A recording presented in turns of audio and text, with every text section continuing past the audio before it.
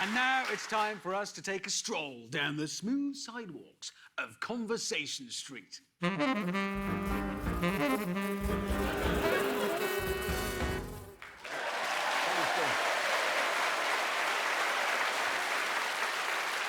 I'd like to begin Conversation Street with the world's most incompetent TV host, James May, who filmed the entire series, and as you saw in that sting, the sting itself, and in the montage, and in Switzerland, looking, well, with long hair, looking like a roadie for Steppenwolf.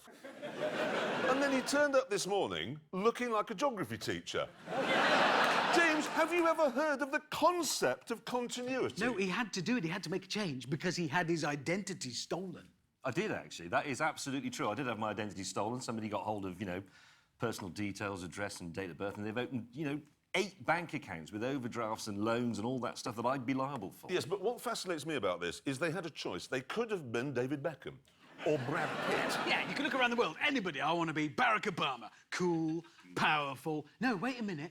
I want to live in Hammersmith and have a folding bicycle so that one day I can walk out of my house and say, look at me, behold, I have become James May. And now I will organise your paper clips if you've got a pie. But the good thing is, James, is we can guarantee this will never happen to you again. Yes, because we have come up with a new name for you. Yeah. You are now Dingleberry Hand Pump.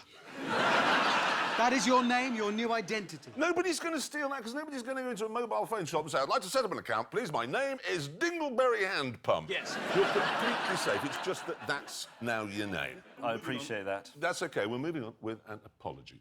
And it's for the lateness of the arrival of this series. Yeah. The problem is that since we were last here, all 3 of us, for one reason or another, have been in hospital. Hand Pump was in for... Well, I actually don't know why he was in, but he was. Hammond, well, we'll see why later. And then I had pneumonia. So... this pneumonia yes. of yours... Yes. It's something that people catch from, I don't know, going out without your vest on. That's what we're always told. Yeah, so my mum used to say you'd get it if you went out with wet hair. Yes. Yeah, that sort of thing. And yet you somehow managed to catch pneumonia on the sun-kissed Mediterranean Isle of Mallorca. Yes, I did. I did. It's very odd, this, because he was out there for 5 weeks. He rang us after one and he said, I can't come home. I've literally got pneumonia. I had. And I looked it up. It was 100 degrees and bone dry. And you got pneumonia? I did catch pneumonia. Well, after a short while, if I remember rightly, you managed to get yourself to Ibiza. Yes, I did. I don't remember a news headline in the papers that said Jeremy Clarkson rushed to Ibiza with pneumonia. No, I wasn't rushed there. I went on a friend's boat. Sadly, Jeremy Clarkson has been admitted to a luxury yacht with pneumonia. This pneumonia of yours yes. that you suffered from, yes. Was it at its worst in the morning when you woke up? And then did it get better through the day, every day, towards the evening, every day? It was pneumonia, for crying out loud. You're mocking the afflicted. OK, Hand Pump, why don't you tell the ladies and gentlemen why you were in hospital? No, I don't like to make a fuss. Let's talk about cars. It's nothing to do with my anus. Let's just clear that up in case that stays in. I've got some conversation. What? Nissan has introduced some special seats that record your sweat. OK, I've got a picture of them here. Right, they start blue, and then they go yellow where you've been sweating.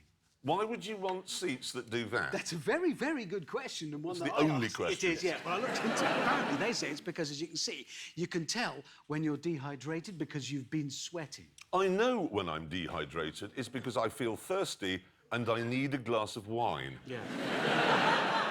Well, be careful with that. You'll get pneumonia again. That's how it starts. It's how it starts. It's how it starts. No, I know what you mean. Big stroke applauding. Yeah. Hand Pump. That is the world's first... Nissan have come up with the world's first pneumonia-sensing car seats. That's absolutely incredible. No, I know what you mean, though. Our bodies are equipped with means of telling us that we are dehydrated without looking at the seat. Exactly, exactly. Like if you go for a pee and just sand comes out, it's time for some water. So if you're one of those sort of slightly fat jogger-type people, won't you end up with, like, a yellow line where your butt crack was? Do you know, very lovely. Do you know the worst one I ever had with that? I was filming in the States, in Texas, a town called Lubbock. And I borrowed a pickup truck from this quite large gentleman who lent it, we needed it for filming, drove it around all day, took it back to him in the evening, and he bent over to pick something up. And as he did that, he'd got his shirt not tucked in. As he bent over, I could see he'd done his jeans up under his arse.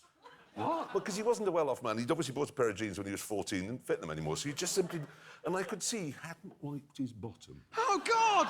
Jeremy, who steers your eyes? Why did you look there? Because Look it was away, a look away. gigantic arse with a brown... I don't want to see a man's claggy bottom. I didn't either, but I spent all day squirming around Oh, on I the see. seats of his pickup truck.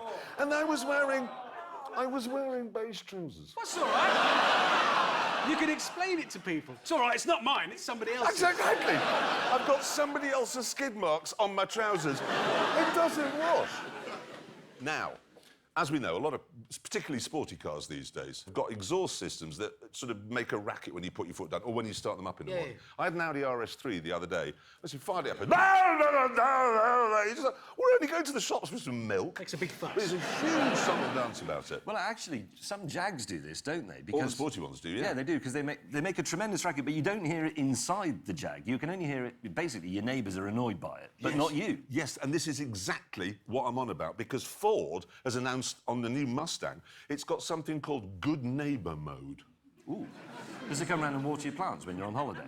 Tell you you've forgotten to take the cat in? No. Bring your post in? No. Invite you around if it's having a No, party? it doesn't do any of those things. But you can program the car to start quietly between certain hours of the day. So between, say, 11 p.m. and 8 a.m., it starts quietly, OK? Because Ford's head of noises... The what?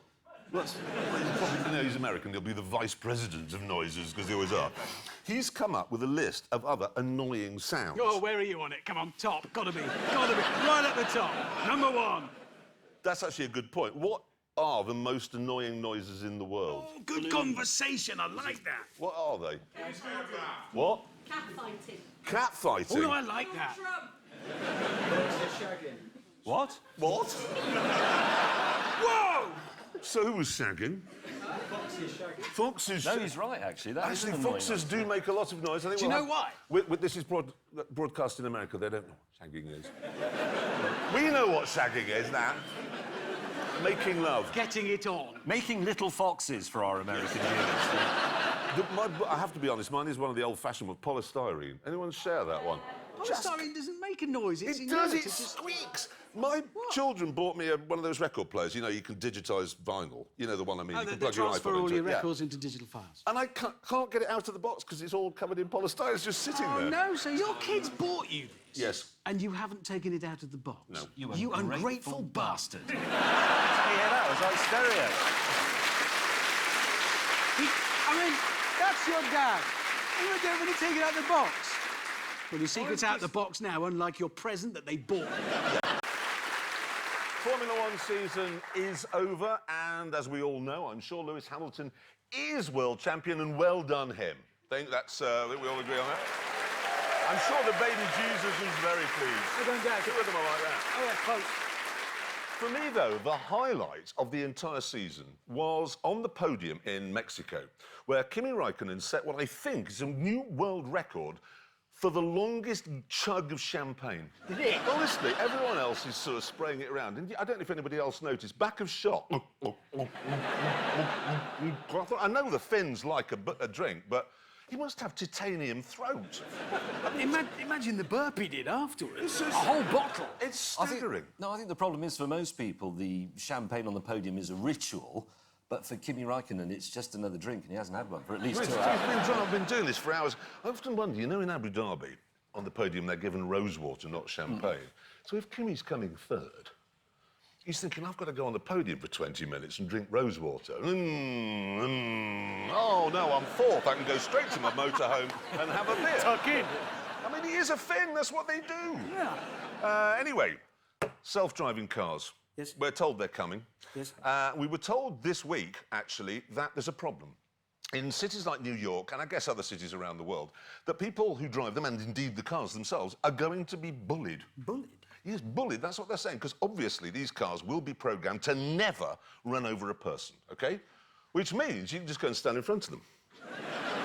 I mean, you could. Well, you could actually be better than that. You can probably herd them a bit. No, I could herd them, and I would herd them. Because can you imagine how sanctimonious the man sitting in his new self-driving car is going to be with his paper? I'm not driving this, I'm just reading the paper while it drives me home. Well, if you just go back up, they could be going, oh, that's a bloody move, that's a... back him into a river. Yeah, because That's what I'd do, I would. they'll have all those algorithms on board for the moral decisions, won't they, as to what they're going to do. So carry a fake baby. Oh, good plan. And just walk up to it, because then the car will think, oh, fake baby or a fat smug man in a business suit. He's going in the river, isn't he? He's going, he is exactly right.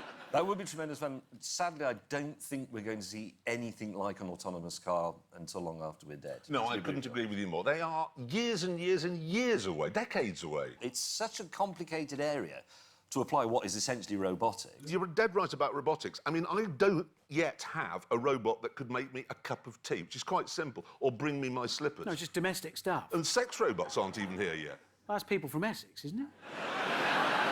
Isn't there a show about... There's a TV show about that, isn't Anyone there? from Essex? Orange You are sex from robot. Essex?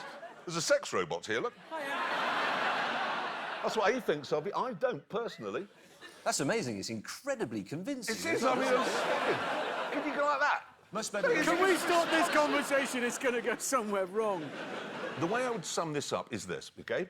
Somebody who says, we've made this self-driving car, it's brilliant. I will take him to Bolivia, put him at the bottom of Death Road and say, right, sit in it, reading your paper, while it drives you up there, passing all the buses with the 1,000-foot drop. You're prepared to do that, and you can reach the top with no poo in your underpants. I'll buy one. Enjoy Till reading then- your newspaper on the way. It's not going to work. No, it is. Right, read... Right, so that's covered self-driving cars. We needn't worry. Right, should we move it on? Yes, moving on. Interesting news this week. Jeremy has been approached to be the ambassador for a vineyard in the south of France. Yes, I have. What are they Can you thinking? imagine a better job than that? Oh, yeah. I am the ambassador for Chateau... How's that going to go? And where is the ambassador? I was out the back, completely clattered where he always is. You're not an ambassador, you're a customer. Sorry, he's out the back with pneumonia. Oh, yes, yes. Still droning on about Ambassadorial that. pneumonia. I don't know how it's going to work, though, because the problem is the three of us have never had a commercial tie-in, have we? I mean, you may be surprised to hear this. We dress ourselves.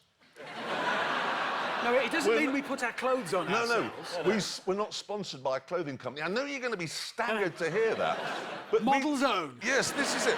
I go into a shop and I choose these, and then I buy them with my money, watches and everything. We buy everything ourselves. That's why, so we don't know how it works, really, all the commercial No, stuff. we are on... Well, actually, it's funny you should mention that, because you know that pink and purple striped rugby shirt thing that I've had for years? Yeah. That I always wear. You do? Yes. You know the one I mean, It's a top. don't you? Yes? Yes. I know, yeah. Blue and mauve Top. stripe. Yeah, it's a Did top. you just say top? Well, it's a top. It's not a top, It is really, not a it's a shirt. shirt. It's not a T-shirt. No. It is a Hang on, top. I'm sorry, I've never said this before in my entire life, and I promise I'll never say it again, but I'm with James May on this. A man cannot wear a top. Ordinarily, no, but that is... Technically, it's a hooped top.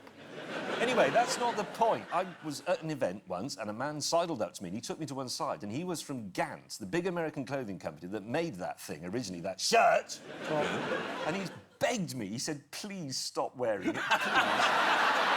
And then, but it got better than that, because he says, if you stop wearing it, you can have as many free clothes as you like.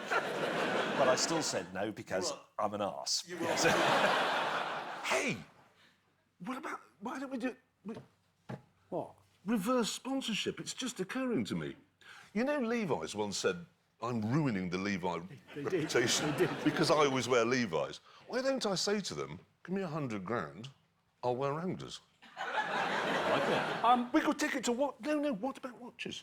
I sit like this, I'm going to say something deeply offensive to thousands and millions of people around the world, Omega, unless you send me 50 grand and I'll wear a Rolex, which is the watch of choice for all the world's asses. I'm not a lawyer, You're not. but isn't that extortion? It is extortion. It just I'll tell is. you what, I've got a better idea. What? Why don't we say to people they can put in bids to put their logo on the bottom of Richard Hammond's car? Because the chances are they'll be lucky. Yes. Thank you. Imagine the commentary. And here comes Richard Hammond. Oh, no, he's gone off. Pepsi. That's a very good idea. Good. Moving on. That's the end of Conversation Street.